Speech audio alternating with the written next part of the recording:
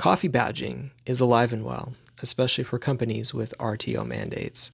And as some companies continue to force this idea of return to office, especially for 5 days a week, full-time in the office, this becomes a problem of losing trust in the organization. Now, this is an article in The Hill, and I really thought it was great talking about return to office mandates and the problems that they are introducing for the people, but also for the organizations. And I want to go through a couple things that it points out here because I fully agree with most of these points. Now, the assumption of in-office mandates is that proximity is going to force collaboration, and that just isn't the case. Now, of course, proximity certainly can help collaboration. It can help a culture if it's done correctly, but proximity is only one thing that brings people together. There's also other things, and if those are missing, then proximity isn't going to bring more collaboration. And especially in the case of RTO mandates, it's going to bring resentment.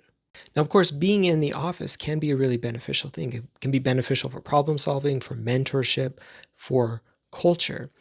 But forcing employees to do that when there really isn't a need seriously decreases overall satisfaction and leads to more of a culture of paranoia, where people start to optimize for the optics rather than the actual collaboration and outcomes that an organization is probably trying to achieve.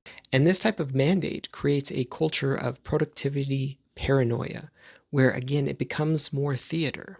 And one of the big problems with this is it potentially leads to brain drain.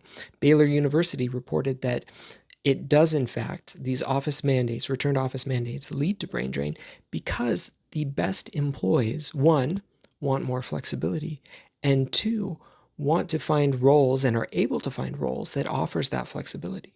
So the best people aren't going to stay long-term in a job that no longer offers them what they want, which is a hybrid or flexible role.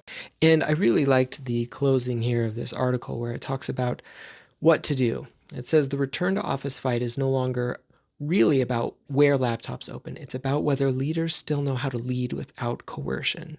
Attendance can be mandated, but commitment cannot. When leaders confuse the two, they do not rebuild workplace culture. They create a room full of people planning their exit.